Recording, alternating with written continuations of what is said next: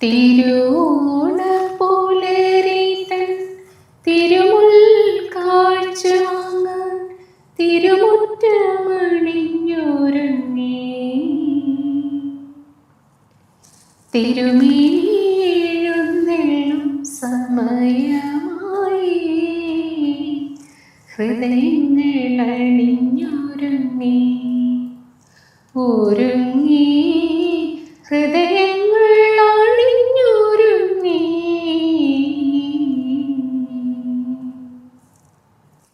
നമസ്കാരം, എല്ലാവർക്കും തിരുവോണാശംസകൾ. ഗാനാമൃതത്തിലേക്ക് ഏവർക്കും സ്വാഗതം.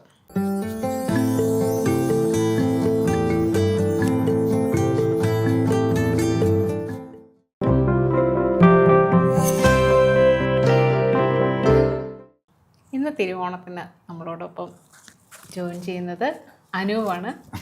നമസ്കാരം. ഹാപ്പി ഓണം. ഹാപ്പി ഓണം ചേച്ചി. ഓക്കെ, അപ്പോൾ ഓണമൊക്കെ തുടങ്ങി. അതെ അതെ, ഓണത്തിൻ്റെ ഒരുക്കങ്ങളും കാര്യങ്ങളൊക്കെ തുടങ്ങി. എല്ലാവരും എനിക്കൊന്ന് ഒട്ടുമിക്ക ആൾക്കാർ നാട്ടിലാണെന്ന് തോന്നുന്നു. ഓക്കെ, പിന്നെ വെക്കേഷൻ അല്ല, ഇവിടെയും പരിപാടികളൊക്കെ ഓണം പരിപാടികളൊക്കെ തുടങ്ങിയിട്ടുണ്ട്. ഇവിടെ ഉള്ളത് ഇവിടെയാണ് ഓണം. അതെ അതെ അതെ.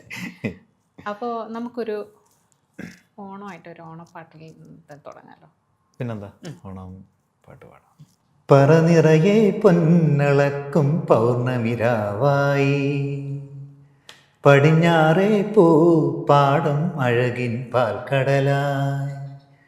പറനിറയെ പൊന്നളക്കും പൗർണമിരാവായി, പടിഞ്ഞാറേ പൂപ്പാടം അഴകിൻ പാൽക്കടലായി. നുരയിടുമലയിൽ നമുക്ക് തുഴയാൻ അമ്പിളിത്തോണി, തുഴഞ്ഞു ചെന്നാൽ കളിച്ചു തൊഴുവാൻ തുമ്പപ്പൂങ്കാവ്. പൂവേ പൊലി പൂവേ പൊലി പൂവേ പൂവേ, പൂവേ പൊലി പൂവേ പൊലി പൂവേ പൂവേ. പറനിറയെ പൊന്നളക്കും പൗർണമിരാവായി, പടിഞ്ഞാറേ പൂപ്പാടം അഴകിൻ പാൽക്കടലായി. കാവിനുള്ളിൽ വിളക്ക് കൊളുത്തും കാവളം കിളിയേ, കൈവള കാതില ചാർത്തിയില്ലേ കോടിയുടുത്തില്ലേ. കാവിനുള്ളിൽ വിളക്ക് കൊളുത്തും കാവളം കിളിയേ, കൈവള കാതില ചാർത്തിയില്ലേ കോടിയുടുത്തില്ലേ. കൊയ്ത്തു കഴിഞ്ഞൊരു പാടത്തുള്ളൊരു കതിരു പെറുക്കിലേ, കൊച്ചോളക്കുടിലിൻ മുന്നിൽ കളം മെനഞ്ഞില്ലേ, പൂക്കളം മെനഞ്ഞില്ലേ. പറനിറയെ പൊന്നളക്കും പൗർണമിരാവായി, പടിഞ്ഞാറേ പൂപ്പാടം അഴകിൻ പാൽക്കടലായി. ഗംഭീരമായിട്ട് നമ്മൾ ഓണം ഭയങ്കര ഒരു നൊസ്റ്റാൾജിയ ഉള്ളൊരു സോങ്ങാണ്. കാരണം ഈ പാട്ട്, ദാസേട്ടൻ്റെ ഈ പാട്ട് കേൾക്കുമ്പം കുട്ടിക്കാലം തൊട്ട്, കുട്ടിക്കാലമല്ല, എൻ്റെ ഒരു ടീനേജ് ലൈഫ് തൊട്ടിട്ട് അന്ന് ക്ലബും കാര്യങ്ങളും എല്ലാം ഉള്ള സമയത്ത് ഇതിങ്ങനെ ആ സ്പീക്കറിൽ കേൾക്കുമ്പോൾ ഉണ്ടാകുന്ന ഒരു ഹൃദയമെടുപ്പുണ്ട്. അപ്പോഴേക്കും കംപ്ലീറ്റും ഓണം നമ്മളിൽ തീർച്ചയായിട്ടും നല്ലൊരു പാട്ടാ, നന്നായിട്ട് പാടിയിട്ടാ. Thank you. കാരണം ഇതൊക്കെ ഹൃദയത്തിൽ എടുത്തു വെച്ചിരിക്കുന്ന കുറച്ച് സോങ്ങുകളിൽ ഒന്നാണ്. എനിക്ക് തോന്നുന്നു ഇപ്പോഴത്തെ ജനറേഷനൊക്കെ ഈ പാട്ട് കേൾക്കുമ്പം നമ്മുടെ മനസ്സിലൂടെ പോകുന്ന കൊയ്ത്തും കഴിഞ്ഞ പാടവും വയലുകള്, പിന്നെ ഓണത്തിൻ്റെ ഒരുക്കങ്ങള്, അതും ക്ലബിലെ പരിപാടികൾ, ഇതൊക്കെ എനിക്ക് തോന്നുന്നു ഇന്നത്തെ ജനറേഷൻ അതൊക്കെ ഒരു പരിധി വരെ മിസ് ചെയ്യുന്നുണ്ടോ എന്നുള്ളൊരു. പിന്നെ ടി വിയിലും ഒക്കെ ആയിരിക്കും ശരിക്കും ഇതൊക്കെ കാണുന്നത്. ഇപ്പോഴെല്ലാം ഫാസ്റ്റ് ലൈഫ് അല്ലേ. അതെ, തീർച്ചയായിട്ടും. എന്നാലും ചില സ്ഥലങ്ങളിലെല്ലാം പക്ഷെ അങ്ങനെ നോക്കുമ്പോൾ ചേച്ചി, നമ്മുടെ UAE കമ്മ്യൂണിറ്റിയിലുള്ള കുട്ടികൾ ഭാഗ്യവാന്മാരാണ്. കാരണം ഒരു കേരളത്തിന് സമാനമായിട്ടുള്ള എല്ലാ ആഘോഷങ്ങളും ഇവിടെ നടക്കുന്നുണ്ട്. കാരണം അതേ ഈ കൾച്ചറൽ വാല്യൂസും എല്ലാ കാര്യങ്ങളും ഉൾപ്പെടുത്തിക്കൊണ്ട് തന്നെയാണ്. അപ്പോൾ നാട്ടിലെ എവിടെയാണ്? നാട്ടിൽ ഞാൻ അടൂരാണ്, പത്തനംതിട്ട ജില്ലയാണ്, അടൂരാണ്.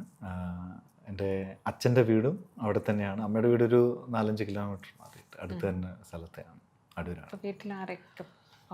പാട്ടുമായിട്ട് ബന്ധം ആർക്കാണ്? പാട്ട് എന്ന് പറഞ്ഞാൽ ശാസ്ത്രീയമായിട്ട് ആരും പഠിച്ചിട്ടില്ല, ഈവൻ ഞാനും പഠിച്ചിട്ടില്ല. അപ്പം എൻ്റെ അച്ഛൻ പാടും. അച്ഛന് അച്ഛൻ എൻ്റെ കുട്ടിക്കാലത്തൊക്കെ ഞാൻ കേട്ടിട്ടുണ്ട്, പടി കൊണ്ട് നടക്കുന്ന ശരറാന്തൽ തിരുതാരും മഞ്ഞിൻ മുടി പുള്ളിയുടെ ഫേവറേറ്റ് പാട്ടാണ്. അപ്പം ഇങ്ങനെ ഹം ചെയ്തുകൊണ്ട് നടക്കുന്ന കേട്ടിട്ടുണ്ട്. പക്ഷേ ഞാൻ ഒരിക്കലും ചോദിച്ചിട്ടുണ്ട് പഠിക്കാൻ ഞാൻ എന്താന്നൊക്കെ. അപ്പം അക്കാലത്തെ പുള്ളിക്ക് ഇതൊന്നും മനസ്സിൽ പോലും വന്നിട്ടുണ്ടല്ലോ, അന്നത്തെ ജീവിത സാഹചര്യങ്ങളല്ലേ. അത് കഴിഞ്ഞിട്ട് അപ്പം ചിലപ്പോൾ ചേച്ചിക്ക് ചോദിക്കാം എന്തുകൊണ്ട് അനൂപ് പഠിച്ചില്ലെന്ന്. അപ്പം എൻ്റെ അച്ഛൻ മിലിറ്ററിയാണ്, ആക്ച്വലി ആർമിയിലായിരുന്നു. അപ്പം അമ്മ മാത്രമായിരുന്നു നാട്ടിൽ. അപ്പം എനിക്കൊരു പെങ്ങളുണ്ട്. അപ്പം പെങ്ങളിപ്പം ബാംഗ്ലൂരിൽ സെറ്റിൽഡാണ്. അപ്പം അമ്മയായിരുന്നു ഞങ്ങളെ കാര്യങ്ങൾ നോക്കിക്കൊണ്ടിരുന്നത്. അപ്പം അമ്മയ്ക്ക് എല്ലായിടും ഓടി എത്തപ്പെടാൻ പറ്റാത്തത് കൊണ്ട് അപ്പം കുടുംബത്താണ്. അപ്പം അച്ഛൻ ദൂരെയാണ്. അപ്പം എൻ്റെ നാട്ടിലൊരു സംഗീത സ്കൂൾ തുടങ്ങിയ സമയത്ത് അതിൻ്റെ ഒരു ഇനാഗുറേഷന് പാട്ടിൻ്റെ കോമ്പറ്റീഷൻ വെച്ചു. അപ്പോൾ എന്നെ അമ്മ എന്തോ കടയിൽ സാധനം വാങ്ങിക്കാൻ വേണ്ടി വിട്ടതാണ്. അപ്പോൾ ഈ വാങ്ങിക്കാൻ പോയ കടയുടെ തൊട്ടടുത്തായിരുന്നു ഇൻസ്റ്റിറ്റ്യൂട്ട്. അപ്പോൾ അവിടെ ഈ കോമ്പറ്റീഷൻ ഉണ്ടെന്ന് അറിഞ്ഞിട്ട് ഞാൻ അവിടെ കയറി ഒരു പാട്ട് പാടി. സാധനം വാങ്ങാൻ പോയതാ. അപ്പോൾ പണ്ടേ ഇതുപോലെ സാധനം വാങ്ങിക്കാൻ പോകുമ്പോൾ തിരിച്ച് പെട്ടെന്ന് വീട്ടിൽ ചെല്ലാത്തൊരു സ്വഭാവം, അത് നല്ല ശീലം ഉണ്ടായതുകൊണ്ട് അങ്ങനെ അവിടെ പോയി ഞാനൊരു പാട്ട് പാടി സാധനം വാങ്ങിച്ചു വന്നപ്പം അമ്മ ചോദിക്കുന്നുണ്ട് എന്താ ലേറ്റായി. ഞാൻ പറഞ്ഞു ഇതുപോലൊരു സംഭവം ഉണ്ടായി. അപ്പം വൈകുന്നേരം ആയപ്പം മൈക്കിൽ അനൗൺസ് ചെയ്യുന്നത് വീട്ടിൽ നിന്ന് അമ്മ കേൾക്കുകയാണ്. ഞാൻ വിന്നറായെന്നും പറഞ്ഞിട്ട് ഫസ്റ്റ് പ്രൈസ് വിന്നർ, ഒരു ചെറിയ ട്രോഫി അത് കളക്ട് ചെയ്യാൻ വേണ്ടി വിളിക്കുക അവർ. അപ്പം ഞാനവിടെ ദൂരെ എവിടെയോ കളിച്ചോ എന്താ നിൽക്കുകയാണ്. അപ്പം ഞാനത് ഇത് കേട്ടിട്ട് ഞാൻ അവിടെ ചെന്നിട്ട് ഈ ട്രോഫിയൊക്കെ വാങ്ങിച്ചു. എന്നിട്ട് ആ സ്ഥാപനം നടത്തിക്കുന്ന ആൾ പറഞ്ഞു ഇവിടെ പഠിക്കാൻ വരണം കേട്ടോ എന്ന് പറഞ്ഞു. ഇത് ഞാൻ വീട്ടിൽ വന്ന് പറഞ്ഞപ്പം എനിക്ക് തോന്നുന്നു അച്ഛന് എന്നോടുള്ള വിശ്വാസം കൊണ്ടാണ്. അച്ഛൻ പറഞ്ഞു തൽക്കാലം അവൻ പഠിക്കട്ടെ, അവനിപ്പം കർണാട്ടിക് മ്യൂസിക്കിലോട്ടൊന്നും പോകണ്ട എന്ന് പറഞ്ഞു. പിന്നീട് ഇങ്ങോട്ട് വരുന്തോറും ഹയർ സ്റ്റഡീസും കാര്യങ്ങളും നമ്മൾ ആ ഒരു രീതിയിലേക്ക് ശ്രദ്ധയെല്ലാം അങ്ങ് പോയി. പിന്നെ പാട്ട് പഠിക്കണം എന്നുള്ള നമ്മളെ പാട്ട് ഇഷ്ടമാണ്, എല്ലാം കേൾക്കും, എല്ലാം കണ്ടിന്യൂസ് കേട്ടോണ്ടിരിക്കും. പക്ഷെ പാട്ട് പഠിക്കാനുള്ള സാഹചര്യം പിന്നെ ഒത്തിട്ടില്ല. അപ്പോൾ അവിടെ അന്ന് ക്ലബിൽ പാടിയ പാട്ട് ഓർമ്മയുണ്ടോ അനൂപിന്? അന്ന് ക്ലബിൽ പാടിയത് ഇതാണ്, നമ്മുടെ അധികം പഴയ പാട്ടൊന്നുമല്ല, അത് പുതിയൊരു സോങ്ങാണ്. നമ്മുടെ ഹരികൃഷ്ണൻ സിനിമയിലെ പൊന്നാമ്പൽ പുഴയിറമ്പിൽ നമ്മൾ എന്ന് പറഞ്ഞ സോങ് തന്നെയാണ് പാടിയത്. അതിൻ്റെ ഒരു രണ്ടുപേര് പാടാം. എന്തായാലും നമുക്ക് ഒരു ട്രോഫി കിട്ടിയ പാട്ടല്ലേ അത്. ഓക്കെ. പൊന്നാമ്പൽ പുഴയിറമ്പിൽ നമ്മൾ അന്നാദ്യം കണ്ടതോർമ്മയില്ലേ, പൊന്നാമ്പൽ പുഴയിറമ്പിൽ നമ്മൾ അന്നാദ്യം കണ്ടതോർമ്മയില്ലേ, കുഞ്ഞോളം തുള്ളി വന്നൊരഴകായി എൻ മുന്നിൽ മിന്നി വന്ന കവിതേ, പണ്ടത്തെ പാട്ടുറങ്ങുമൊരു മൺവീണയാണെൻ്റെ മാനസം, അന്നെന്നിൽ പൂവണിഞ്ഞ മൃദു സല്ലാപമല്ലോ നിൻ സ്വരം, എന്നിട്ടും നീ എന്നോടിന്നു മിണ്ടാത്തതെന്താണ്, പൊന്നാമ്പൽ പുഴയിറമ്പിൽ നമ്മൾ അന്നാദ്യം കണ്ടതോർമ്മയില്ലേ. ഈ പാട്ടാണ് പാടി ട്രോഫി വാങ്ങിയത്. അതെ. എനിക്ക് ഇപ്പം കറക്റ്റ് ഓർക്കുവാണെങ്കിൽ പ്രീ ഡിഗ്രി സമയത്ത് എങ്ങാണ്ടാന്ന് തോന്നുന്നു, പ്രീ ഡിഗ്രി ടൈമിൽ എന്താണെന്ന് തോന്നുന്നു. ശരി. അപ്പം ഇവിടെ വീട്ടിൽ ആരൊക്കെ ഉണ്ടായിരുന്നു? ഇവിടെ വൈഫിൻ്റെ പേര് ലക്ഷ്മി ആക്ച്വലി തൊടുപുഴയാണ്, തൊടുപുഴ സ്ഥലം. അപ്പം ലക്ഷ്മി, പിന്നെ ഒരു മോനിപ്പം 9ാം ക്ലാസ്സിൽ പഠിക്കുകയാണ്, ഋഷിത്ത്. പുള്ളിയെ ഞാൻ പഠിപ്പിക്കുന്നുണ്ട്. നമുക്ക് പഠിക്കാൻ പറ്റാത്തതുകൊണ്ട് എങ്ങനെ ഇൻട്രസ്റ്റ് ഉണ്ടോ? ആദ്യം കുറച്ച് ഇൻട്രസ്റ്റ് ഉണ്ടായിരുന്നു, അത് കഴിഞ്ഞ് പതിയെ ആ ഇൻട്രസ്റ്റ് പോയി. പുള്ളി കുറച്ചൊരു വെസ്റ്റേൺ ഇതിലേക്ക് പോയി. അത് കഴിഞ്ഞ് ഇപ്പം വീണ്ടും പുള്ളി കുറച്ചും കൂടെ അഡ്വാൻസ് ലെവലിലോട്ട് എത്തി. അപ്പം പഠിപ്പിക്കുന്ന സാറും കൂടെ ഉണ്ടായത് കൊണ്ട് വിടാണ്ട് പിടിച്ചിരിക്കുന്നുണ്ട്. ഇപ്പം അത് കുറച്ച് സീരിയസ് ആയിട്ട് പുള്ളി എന്നെ കണ്ടിട്ട് ഇപ്പം കുഴപ്പമില്ല. ഇപ്പം അധികം താമസിക്കാതെ തന്നെ പുള്ളിയുടെ ഒരു അരങ്ങേറ്റം നോക്കണം. ആശംസകളും. അതെ, കാരണം അതിൽ ഞാൻ പ്രൗഡാണ്. കാരണം എനിക്ക് പഠിപ്പിക്കാൻ പറ്റിയെന്നുള്ളത്. കാരണം ഇതെല്ലാം ഒരു ദൈവനിശ്ചയമാണ്, ദൈവാനുഗ്രഹമാണ്. ഇപ്പം പലരും എന്നോട് പറഞ്ഞിട്ടുണ്ട് അനുവിൻ്റെ പാടാനുള്ള കഴിവുണ്ട്, സൗണ്ട് ഉണ്ട്, പക്ഷെ എന്തുകൊണ്ട് പഠിച്ചില്ല എന്നുള്ളത്. പക്ഷെ എനിക്കിപ്പോൾ അത് എന്നോട് തന്നെ വലിയൊരു തീർച്ചയായിട്ടും ഇത് നമുക്ക് വന്നുകൊണ്ട് അന്ന് നമുക്ക് അങ്ങനെ സാഹചര്യങ്ങളും ഒക്കെ ആയിട്ട് നമുക്ക് പറ്റാത്തത്, പക്ഷെ ഇന്നിപ്പം ഇനി ഫ്യൂച്ചറിൽ മോനിലൂടെ ആ ഒരു ആഗ്രഹം സാധിച്ചെടുക്കാൻ പറ്റും. അത് തന്നെ അത് തന്നെ. അപ്പം നാട്ടിലെ ഇപ്പം നമ്മൾ എന്തായാലും ഓണം സെലിബ്രേഷൻ ആ മൂഡിൽ നിൽക്കുവാണല്ലോ. അപ്പം നാട്ടിലെ ഓണം എങ്ങനെയായിരുന്നു? നാട്ടിലെ ഓണം ഞാൻ ഇപ്പം ഒരു അമ്മയുടെ തറവാട് എന്ന് പറഞ്ഞു കഴിഞ്ഞാൽ വലിയൊരു കൂട്ടുകുടുംബ ഇതായിരുന്നു. എനിക്ക് കുറേ കുഞ്ഞമ്മമാരും മാമാരും ഒക്കെ ഉണ്ട്. അപ്പോൾ ഓണം ആയി കഴിഞ്ഞ് കഴിഞ്ഞാൽ സ്കൂളിലെ എക്സാമും കാര്യങ്ങളൊക്കെ കഴിഞ്ഞ് കഴിഞ്ഞാൽ നേരെ അങ്ങടാ ചാടുന്നത്. കാരണം എല്ലാവരുടെയും മക്കൾ കസിൻസ് എല്ലാവരുടെ കൂടും. പിന്നെ അവിടെ ഒരു ഓളമാണ് അങ്ങോട്ട്. പിന്നെ ഈ പറഞ്ഞതിൻ്റെ കൂട്ട് നമ്മൾ ഇപ്പം ഇപ്പോഴത്തെ പിള്ളേരുടെ പറയുമ്പോൾ അവർക്ക് അതിശോക്തിയായിട്ട് തോന്നുമെങ്കിലും നമ്മൾ പറമ്പിലൊക്കെ പോയി തെറ്റിപ്പൂ വിൽക്കാനും അതിൻ്റെ കുഞ്ഞമ്മമാർ അത്തപ്പൂ ഇടും. അപ്പോൾ അതിന് വേണ്ടുന്ന പൂക്കളെ കളക്ട് ചെയ്യാനും, പിന്നെ തറവാടിൻ്റെ തൊട്ട് ബാക്കിലായിട്ട് തറവാട് ക്ഷേത്രത്തിൻ്റെ ബാക്കിൽ ഒരു കായലുണ്ട്. ഈ കായൽ ഇഷ്ടംപോലെ ആമ്പൽപ്പൂവുണ്ട്. ഈ ആമ്പൽപ്പൂവൊക്കെ എടുത്തിട്ട് വന്നിട്ട് ഓണമൊക്കെ അടിപൊളിയാണ്, നല്ല ആഘോഷങ്ങളാണ്. അത് കഴിഞ്ഞ് പിന്നെ നമ്മളുടേതായിട്ടുള്ള എല്ലാവരും കൂടുമുണ്ട് സദ്യ. ഓഫ് കോഴ്സ് ആ സദ്യവട്ടത്തിന് വേണ്ടിയുള്ള ഒരുക്കങ്ങളാണ്. അത് കാണാൻ തന്നെ പോയി നിൽക്കാൻ ഒരു രസമാണ്. എല്ലാവരും ഓരോ വീടിൻ്റെ ഓരോ മൂലയിൽ ഇരുന്നിട്ട് ആൾക്കാർ പല പല കാര്യങ്ങൾ ചെയ്തിട്ട് ഓരോരോ കാര്യത്തിന് വേണ്ടി ഒരുക്കുന്നതും, അറ്റ് ദ സെയിം ടൈം അത് നടക്കുമ്പം തന്നെ ക്ലബിലെ പരിപാടികൾ ഒരറ്റത്ത്. അപ്പോൾ അവിടെ അത് നടക്കുന്നത് തിരുവോണത്തിന് ഉറിയടിയും വടംവലിയും, പിന്നെ എന്ന് വേണ്ട സുന്ദരിക്ക് പൊട്ടുതൊടിയിൽ, ആനയ്ക്ക് വാലറി, അങ്ങനെ ആ സമയത്ത് വളരെ നിഷ്കളങ്കമായിട്ടുള്ള കുറേ ഗെയിമും കാര്യങ്ങളൊക്കെ ആയിട്ട്. പിന്നെ അത് കഴിഞ്ഞ് കുറച്ചുകൂടി വലുതായി കഴിഞ്ഞപ്പോഴത്തേക്ക് കോളേജിലൊക്കെ ആയി കഴിഞ്ഞപ്പോഴത്തേക്ക് പിന്നെ കോളേജിലെ പ്രോഗ്രാംസ്. അപ്പം ഞാൻ പഠിക്കുന്ന സമയത്ത് ഞാൻ മാഗസിൻ എഡിറ്ററൊക്കെ ആയിരുന്നു. അപ്പം അതിൻ്റെ ഉത്തരവാദിത്തങ്ങളും കാര്യങ്ങളൊക്കെ ആയിട്ട് വളരെ ബിസി ആയിട്ട് നിൽക്കുമ്പം പരിപാടികളും നമുക്ക് ഇൻട്രസ്റ്റിംഗ് ആയിട്ടുള്ളൊരു മേഖലയും കൂടെയാണ്. അപ്പോൾ പാട്ട്, ഡാൻസ്, ഇതെല്ലാം കോളേജിൽ ഒരുക്കാന്ന് പറയുമ്പോൾ അതൊരു വളരെ നല്ലൊരു അനുഭവമായിരുന്നു, എക്സ്പീരിയൻസും കാര്യങ്ങളൊക്കെ. കോളേജിൽ പാട്ടൊക്കെ പാടാറുണ്ടായിരുന്നു? ഞാൻ ആക്ച്വലി കോളേജിൽ പഠിക്കുന്ന സമയത്ത് ഞാൻ BSc മാത്തമാറ്റിക്സ് ആയിരുന്നു. എനിക്ക് അങ്ങനെ ക്ലാസ് കട്ട് ചെയ്യാൻ പറ്റില്ലെങ്കിൽ ഞാൻ കട്ട് ചെയ്യുമായിരുന്നു പാടാൻ വേണ്ടി. അതാണ് ഒരു റീസൺ. കാരണം നമ്മുടെ വിദ്യാർത്ഥി രാഷ്ട്രീയത്തിൽ നമ്മൾ ക്ലാസ്സിൽ പോയിട്ട് നമ്മൾ ക്യാമ്പയിൻ ചെയ്യുമ്പോൾ ഈ ക്യാമ്പയിൻ മാത്രം പറഞ്ഞിട്ട് കാര്യമില്ല. അതിന്റെ ലാസ്റ്റിൽ ഇവർ പ്രതീക്ഷിച്ചിരിക്കുന്ന ഒരു സാധനമാണ്. ഒന്നെങ്കിൽ ഒരു പാട്ട്, ഇല്ലെങ്കിൽ ഒരു കവിത. അപ്പം അന്ന് അനിൽ പനച്ചൂരാൻ്റെ കവിതകളൊക്കെ ഭയങ്കര ഫേമസ് ആയിരുന്നു. ഞാൻ ശാസ്താംകോട്ട DB കോളേജിലാണ് പഠിച്ചത്. അപ്പം പുള്ളിയുടെ കവിത, തിരികെ ഞാൻ വരുമെന്ന് വാർത്ത കേൾക്കാനായി ഗ്രാമം കൊതിക്കാറുണ്ടിന്നും, ഈ പാട്ടും ഇത് പുള്ളി എഴുതിയ പാട്ടാണ്.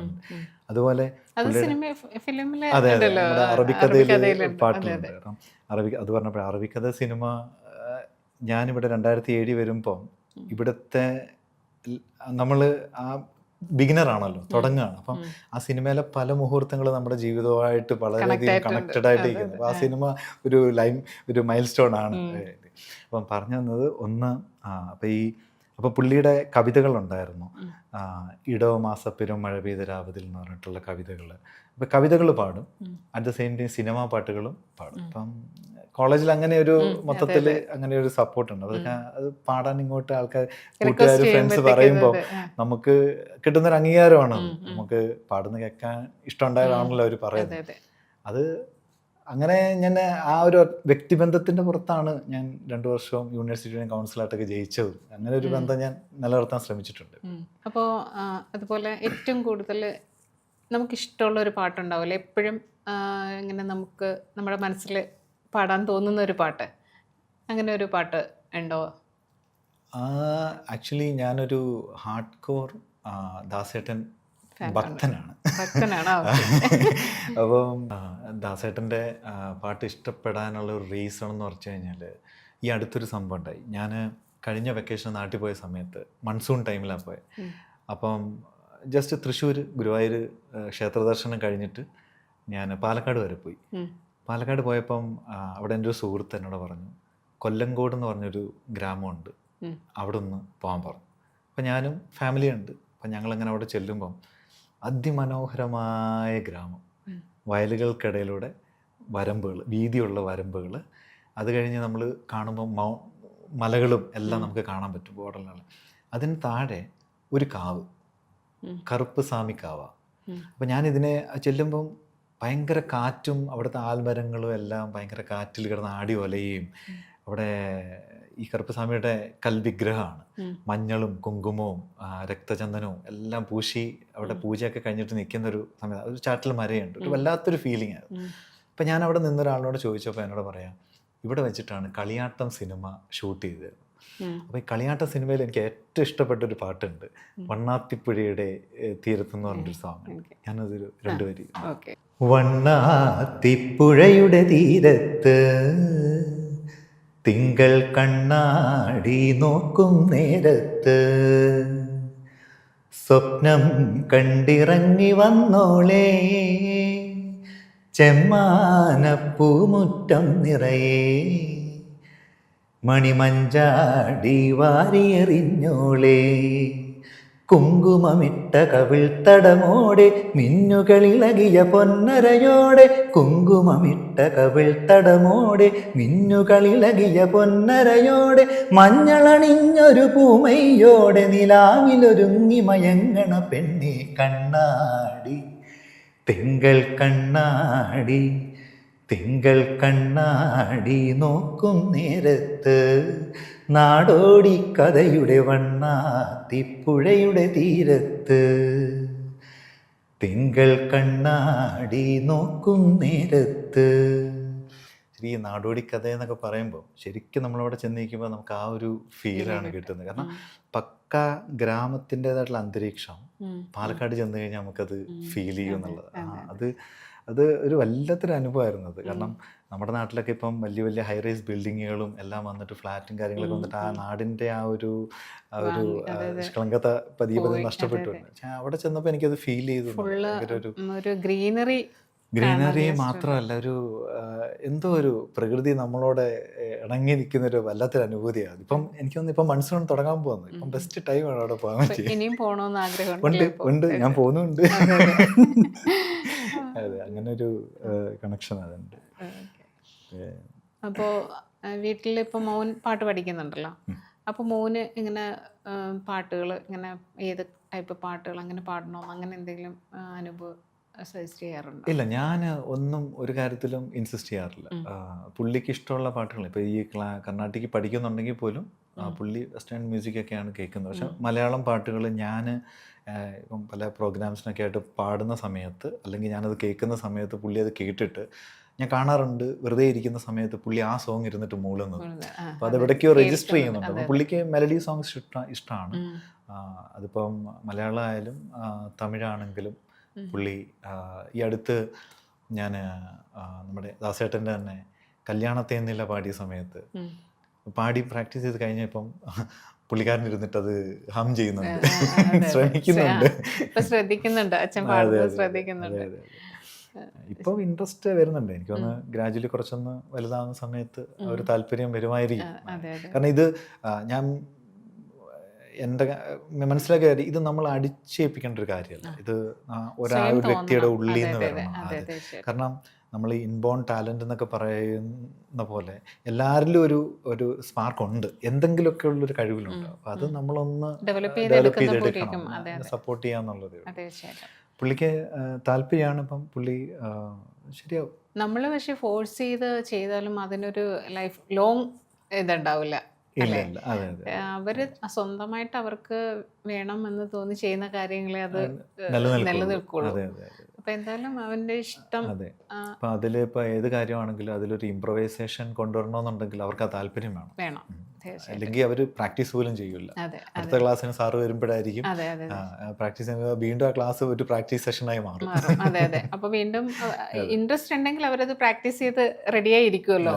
തീർച്ചയായിട്ടും. അപ്പോ മോനെ പഠിപ്പിക്കുന്ന എവിടെയാണോ അതോ നാട്ടില്? ആക്ച്വലി 2000 കോവിഡ് സമയത്ത് നാട്ടിലോട്ടൊന്ന് മാറി നിൽക്കേണ്ട ഒരു സാഹചര്യം ഉണ്ടായിരുന്നു. അപ്പം അങ്ങനെ അവർ പോയ സമയത്ത് വീടിനടുത്ത് തന്നെ ഉള്ള സാറുണ്ട്. അപ്പം പുള്ളിക്കാരൻ നമ്മുടെ ഇവിടുന്ന് RLV കോളേജിൽ പഠിപ്പിക്കുന്നുണ്ട്. അപ്പം പുള്ളിക്കാരൻ ഇവനെ പഠിപ്പിച്ച് തുടങ്ങി. പുള്ളിയാണ് ഗുരു. ഇപ്പോഴും ആ സാറ് തന്നെയാണ് പഠിപ്പിക്കുന്നത്. പിന്നെ ഒരു ഇതിപ്പം ഒരു 3 വർഷം കൊണ്ടൊക്കെ തീരേണ്ട സാധനം 5 വർഷമായി എന്നുള്ളത്. അല്ല, ടൈം എടുത്താലും കുഴപ്പമില്ല. അവൻ ഇൻട്രസ്റ്റ് ഉണ്ടല്ലോ, അതുകൊണ്ട് തന്നെ കുഴപ്പമില്ല. പിന്നെ വൈഫിന് എങ്ങനെയാണ് മ്യൂസിക്? ആസ്വാദകയാണ്.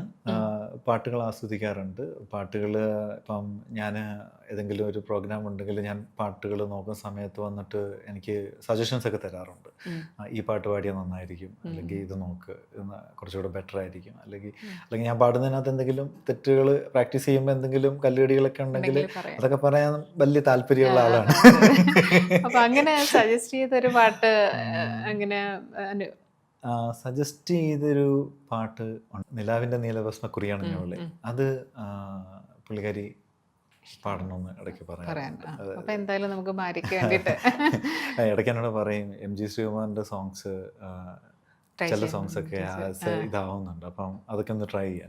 പക്ഷെ ഞാനൊരു പറഞ്ഞില്ലേ ദാസേട്ടൻ ഭക്തനായതുകൊണ്ട് എനിക്കതങ്ങോട്ട് എടുക്കാൻ, പക്ഷെ എല്ലാവരുടെ സഹനയും നമ്മൾ ആ റെസ്പെക്റ്റോട് കൂടി തന്നെയാണ് എടുക്കുന്നത്. അല്ല എന്നാലും നമുക്ക് കുറച്ച് കുട്ടിക്കാലം തൊട്ട് കേട്ട ആ ഒരു ഇതിങ്ങനെ.